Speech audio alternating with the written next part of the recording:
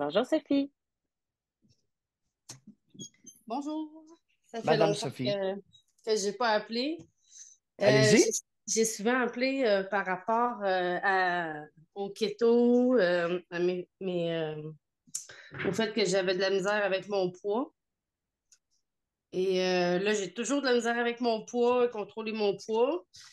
Puis en gros, je sais quoi faire, mais je suis pas capable de le tenir, puis je le fais pas, puis je suis toujours en train de craquer pour des aliments que je veux pas manger, mais que je finis par manger. Non, Puis, Madame Sophie, qu'est-ce que vous venez de dire là? Je ben, craque toujours pour des aliments que je ne veux pas manger. mais Impossible! Je craque toujours pour des aliments qui me font dangereusement envie. On mais, va corriger. puis Attendez je, un peu, vos commentaires là-dessus. ben, c'est ça, je m'en allais dire un commentaire là-dessus. J'ai remarqué que dans ma vie, je suis souvent en contradiction. Des fois, Allez je pas veux, trop vite là. Je craque toujours pour des aliments que je ne veux pas manger. Alors, on va prendre le contraire de ça, qui est, je craque toujours pour des aliments qui me font que je peux pas. follement envie de dévorer. Exactement. Alors, allons-y pour le follement envie de dévorer.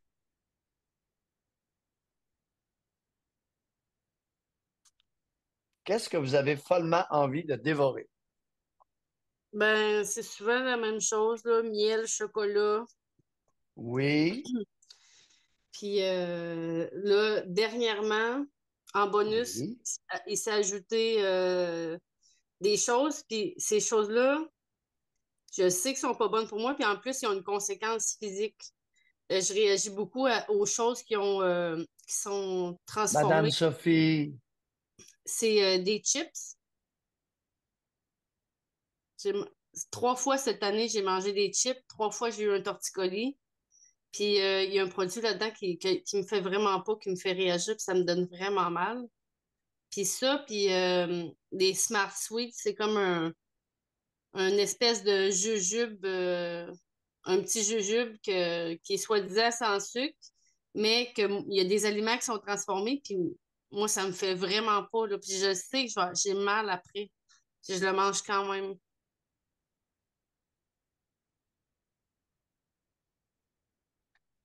le début de votre intérêt pour le miel, le chocolat, les chips et les jujubes. Ben moi, Comme- j'ai baigné dans les cochonneries des années 90, là. J'ai été élevée au sucre, puis pense que je pense que ça vient de là, Élevé au l'ennui. sucre, L'ennui, concrètement, les seules sources de plaisir que j'avais à faire chez nous, j'avais rien que ça à faire manger, là. Fait que à manger le miel, quoi? le miel, je me rappelle pas de où ça part, mais le chocolat, je me rappelle que je travaillais, j'avais 5 ans, puis j'allais cueillir des petits légumes, un avant-midi de temps, 25 cents de casseau, puis après ça, je partais avec mon vélo, puis j'allais m'acheter des bonbons au dépanneur.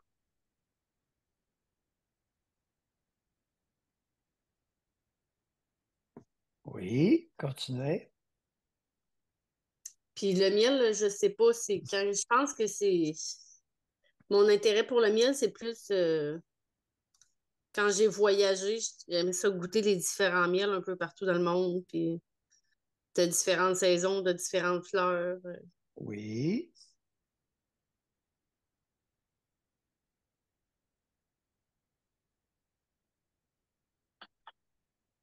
Puis, mis à part l'alimentation aussi par rapport à mon poids, il y a aussi le fait que avant je faisais de l'exercice, puis là, j'en fais plus. Puis des fois, je me mène, puis je me fais un horaire, puis je mets mon cadran, je me lève tôt pour faire ça. Puis là, je me lève, puis on dirait que je fiche, puis je le fais pas. Je fais d'autres choses, je Madame perds. Sophie, vous avez mentionné en référant à quelque chose que c'était votre seul plaisir. Ben, tantôt, j'écoutais les autres, puis, tu sais, je pense que moi aussi, je fais partie des gens, des personnes carencées qui se sont amusées avec leurs fesses. Puis, il il y a eu ça, plus la bouffe, je pense, qui m'a À partir divertie de durant. quel âge que les fesses et le sucre ont été votre accompagnement quotidien?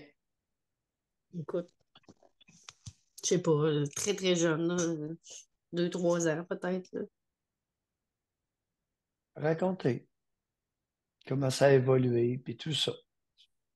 Ben, je me rappelle que on aimait ça passer l'Halloween pour avoir des bonbons pour toute l'année. Hmm. Puis je me rappelle même que une fois, j'ai tellement mangé de bonbons qui avait dit que j'avais eu des vers ou je sais pas quoi à cause de ça ou à cause de trop de sucre. Euh, Qui a dit ça, que vous avez eu des parasites intestinaux à cause des glucides, du sucre, des bonbons? je pense que c'est ma mère qui m'avait dit ça. On avait trop Hein, mangé de sucre. c'est incroyable ce qu'elles peuvent dire, ces tartes-là. Manger des bonbons, ça donne des parasites intestinaux. Mais quel? C'est incroyable! C'est incroyable d'entendre ça. Madame Sophie, vous êtes dans quel groupe d'âge? Trentaine, quarantaine? Trentaine. Dans la trentaine? Oui. J'en reviens pas. Peut-être Allez-y, que continuez. peut-être Les qu'elle me fesses répond. maintenant. Ouais, ouais, les fesses. Ben ça, là, c'est. Moi, j'étais un enfant qui était orgasmique, là, à peu près tout, là. Je, ça pouvait être par rapport à mes bobettes que je rentrais dans la fente, puis là, ça me frottait. Ça pouvait être le siège d'auto, les divans de bras, les petits Hmm. galets, les Les, monos. les bras, les bras de divan, les bras de divan, les petits galops, Écoute, ça vous permettait de vous péter un orgasme ou de vous exciter sexuellement? euh, les deux, là. Les deux? Je- OK. Non, non, c'est correct. J'avais peut-être pas de but précis, là, mais ouais. Et il y a eu plein. Alors, les bobettes qui frottaient sur votre clitoris et vos petites lèvres, vous réussissiez à avoir un orgasme avec ça? Ouais, Hmm. Vous étiez dans le pourcentage de fillettes orgasmiques très tôt dans leur vie, avec ouais, une sexualité de femme adulte. ouais, Faut pas se gêner pour le dire, hein? Vous aviez une réponse sexuelle de femme adulte, ouais. étant une fillette. Et c'est une caractéristique de la nature. On n'a pas l'équivalent chez les garçons.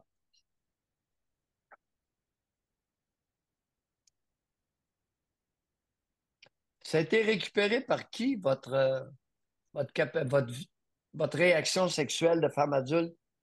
Qui s'est intéressé à ça et qui a récupéré ça? Ben, on a souvent parlé là, avec la transgression de mon père. Ben, pas la transgression. Je m'en rappelle plus. Je le formule mal à chaque fois, vous me reprenez à chaque fois. Là, fait que, Allez-y, lâchez-vous. ben, c'est ça. Là, il s'est passé plusieurs événements avec mon père. Tu sais, c'était moi là, qui couchais sur la table de poule avec la hutte entre les deux jambes. Puis, Ouais. c'est ça. Plein de petits jeux comme ça.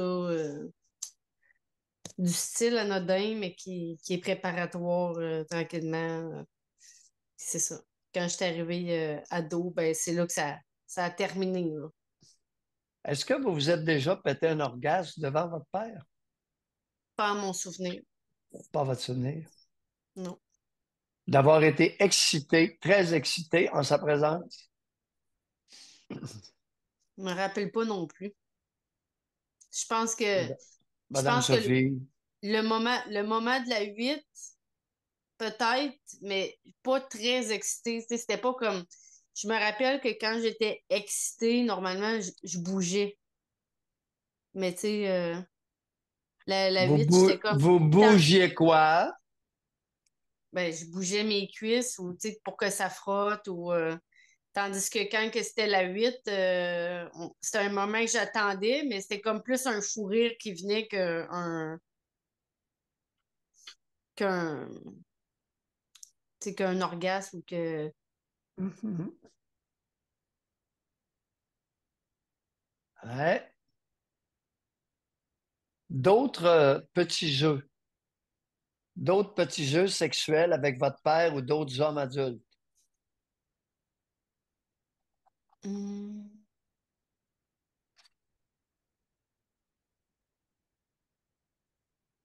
Ben, avec d'autres hommes adultes, je sais que mes mononcles, quand j'étais plus petite, mes mononcles, mes grands-pères, eux autres, c'était tout le petit galop, là. Fait que tout le monde s'en est donné à cœur joie. J'en reviens pas. Ah, les Ah ouais, calvaires. je viens vraiment d'une Les, famille de tarés, là. ouais, les grands-pères, les oncles. La jeune, écoute, on y tape le clitoris, puis on voit bien qu'elle réagit. Puis à la gang, en plus, ben, c'est comme si ça faisait que c'était normal de faire ça, là. Ouais. Exact. Et plein de bonnes femmes. Il y avait plein de femmes, là, n'est-ce pas? On dirait que dans mes souvenirs, on dirait que je m'en rappelle pas que les femmes étaient là. Je me rappelle juste des hommes. Oh oui, je sais bien. Soyez sans crainte, il y avait autant de femmes que d'hommes. Les maudites pleutes. Elles comprenaient très bien ce qui se passait. Ça excitait les hommes, Je me dis que dans ce temps-là, ils nous avaient pas d'impact et ils pouvaient faire d'autres choses, là.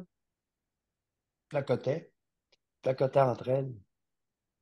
Fait qu'il n'y avait pas à vous surveiller. Vous étiez en train de vous faire taper le clitoris, puis les petites lèvres par tous les hommes de la famille.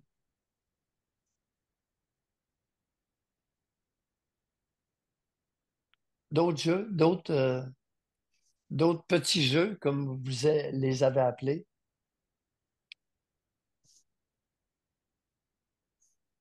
Ben, il y avait les parties dans la piscine. Ça aussi, c'était une autre Ben, histoire. ah oui, allez-y, allez-y. Les affaires de piscine, ça vient de finir, là. Ben, les Il y en a pyramides, plusieurs qui là. vont se reconnaître. Allez-y, Il y avait décrivez ça en détail.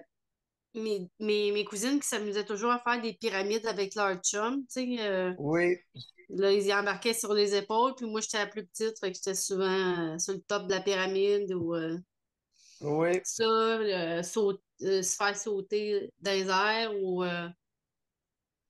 Qu'est-ce Euh, qui était particulièrement, dans le cas des pyramides, vous asseoir sur les épaules d'une femme ou d'un homme? Est-ce qu'il y avait une différence pour vous? Aussi, au contact des petites lèvres de la vulve avec une surface de peau, ça vous excitait? Est-ce que c'était genré à l'époque?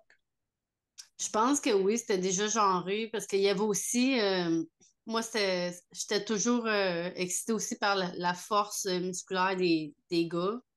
Oui, Fait que, tu sais, comme quand c'était un gars qui me prenait puis qui me faisait sauter haut, qui me faisait. Tu sais, c'était comme plus excitant, là. ouais. Excitant sexuellement ou excitant tout simplement? Ben, peut-être les deux, parce que j'imagine que je devais être Oui. séduite par lui, là. D'autres choses dans la piscine? Ben là, c'est pas avec des personnes, là, mais évidemment, là, le jet d'eau, c'est tout le Oh, temps. ça, c'est correct. Solo, il n'y a pas de problème. Le classique du Oh jet oui. d'eau. Oh oui. Mais tu sais, Par-dessus le costume de bain ou si vous tassiez votre bas de costume de bain? non, non, je par-dessus. Sinon, ça Ah, faisait même mal. par-dessus? Ah ouais, c'était trop raide, sinon. Ah, OK. OK.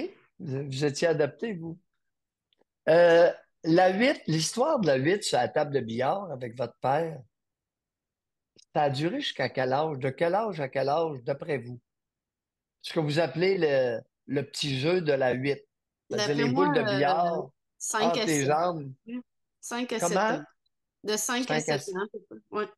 peu près. Et comment ça s'est terminé, ça, à 7 ans? Bonne question. La fin des auditeurs, la fin de ces jeux sexuels-là est toujours importante à considérer. Comment ça a fini? Ben, Parce que parfois, c'est très révélateur de quelque chose. j'ai eu une hypothèse l'autre fois de quand ça a Oui. terminé. Mon père, c'est je me suis mis à triper sur le chum à ma sœur. Je vous en avais parlé aussi un petit peu. Ah oui, je me rappelle. Ouais, je m'étais mis à triper sur le chum à ma sœur. Ah. Oh.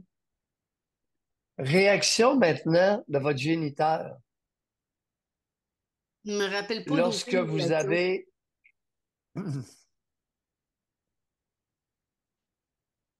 Parce qu'il y a eu une suite.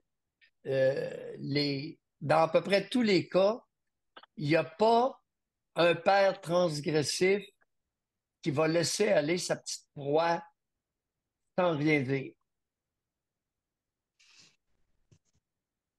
Mais mon père il est quand même assez tapis, puis c'est pas du genre à répliquer plus haut. Je pense qu'il a pris son mal en patience, puis Oui, jusqu'à quand qu'il a pris son mal en patience? ben, tu sais, je suis jamais revenue vers lui, mais je sais que, tu sais, plus je vieillissais, plus je l'éloignais, puis lui, il trouvait ça plate. Ah, il me disait, ah, tu prends plus les petites jokes, puis tu sais, il aimait ça me faire des petites jokes plates, puis quand j'étais petite, je riais.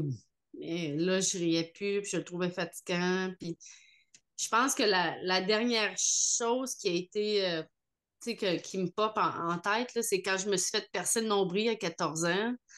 Là, il a été 6 mois sans me parler. Là. Tu sais, c'est comme si ça avait comme fait une coupure pendant un bon bout.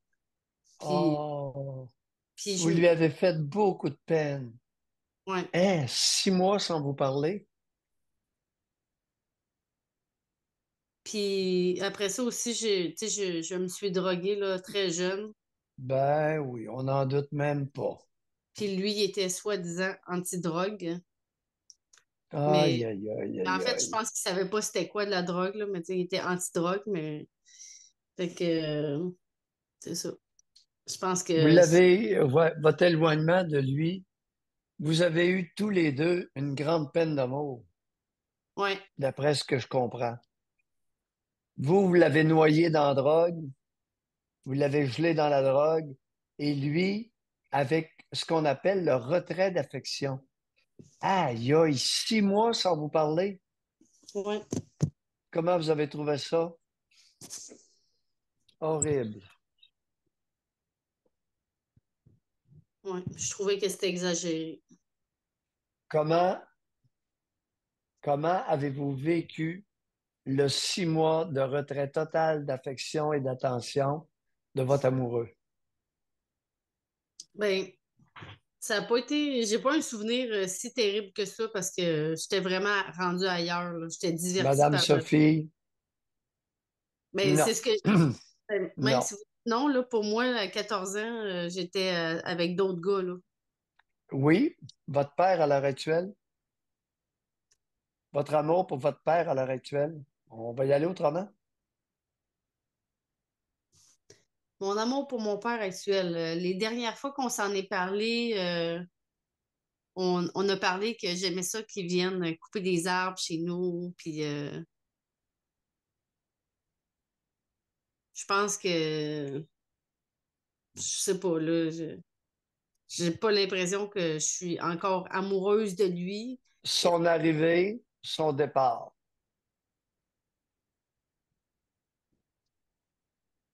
Mais quand il s'en va, souvent j'ai hâte qu'il s'en aille. Parce que je trouve ça long, puis il n'y a rien à faire, puis c'est plate quand ils sont là.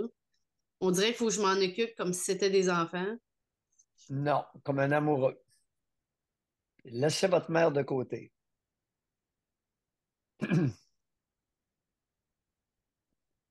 Bon, son arrivée, faut que je pense à qu'est-ce que je vais y faire à manger. Il est difficile, puis il n'aime pas le changement. Puis... Son arrivée se déroule comment? Entre vous deux.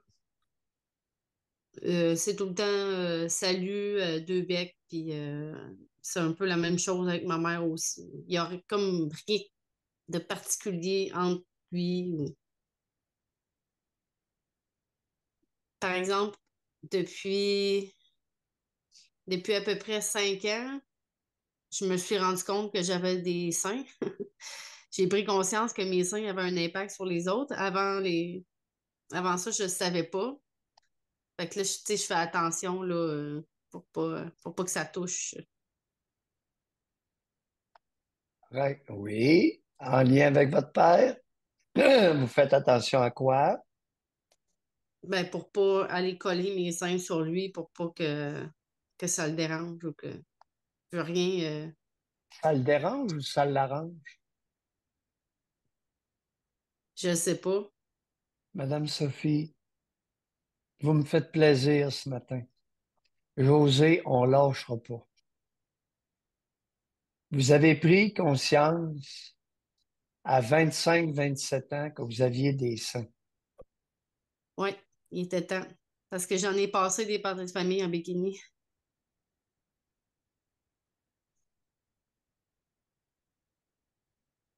Ouais. La sexualité intrafamiliale n'a pas sa place. Et le bikini, c'était à l'intérieur, c'était pas dans la piscine pour se baigner, là.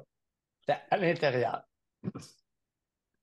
Ouais, le Vos- bikini, c'était partout, là. C'était à l'épluchette de blé d'Inde, dans une grosse famille, à la maison, dans la piscine, en tracteur à pelouse. C'était En partout. tant que sein, vous avez des beaux seins? Oui. Ben là, peut-être moins Sophie, maintenant. la prise de poids, y a-t-il une corrélation entre le moment que vous vous êtes rendu compte que vous aviez des seins et un petit peu de prise de poids? Euh, ben, peut-être, mais en même temps, avec toutes les prises de conscience qui sont arrivées, il faut aussi dire que j'ai aussi arrêté de me droguer.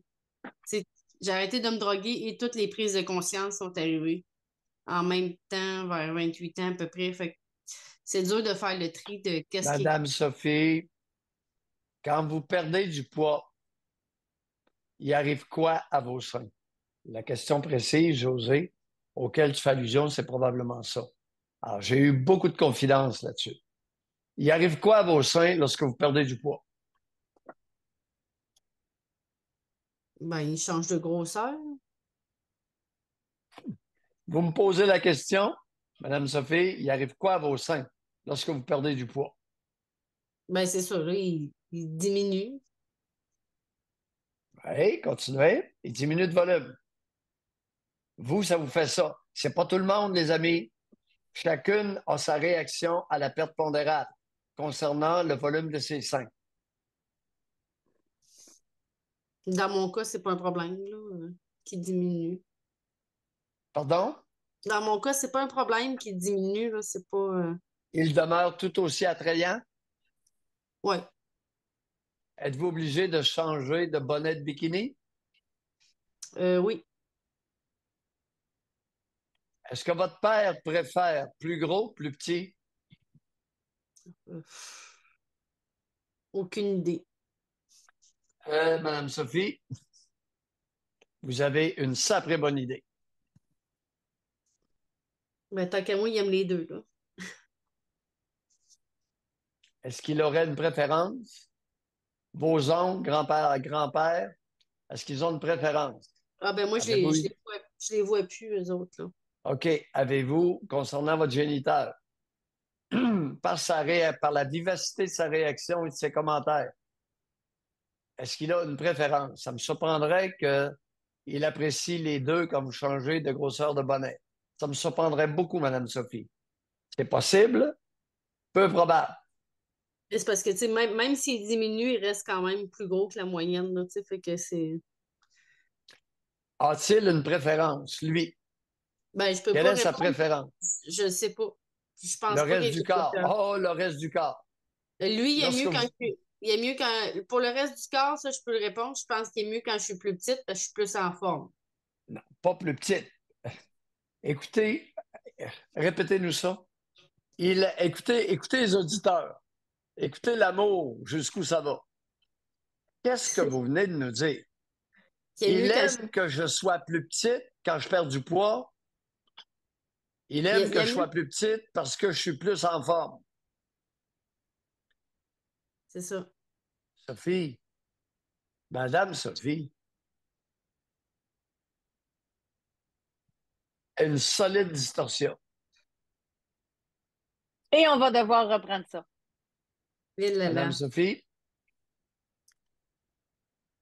à quel poids qu'il vous convoite davantage sexuellement?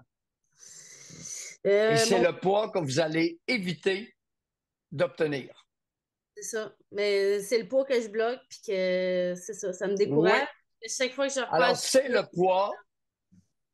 le poids où il vous convoite le plus sexuellement.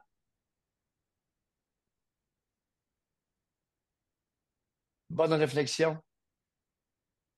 Bye. Ben, Merci c'est de ça. l'appel.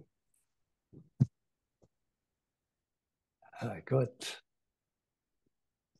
Ça touche beaucoup de lui, monde, là. c'est pas, elle conserve une belle grosseur de sein, mais elle devient beaucoup plus mince. Et elle s'est convaincue que le bonhomme était plus intéressé par sa belle-sœur parce qu'elle est plus en forme. Mais faut-tu être, José, j'en reviens pas.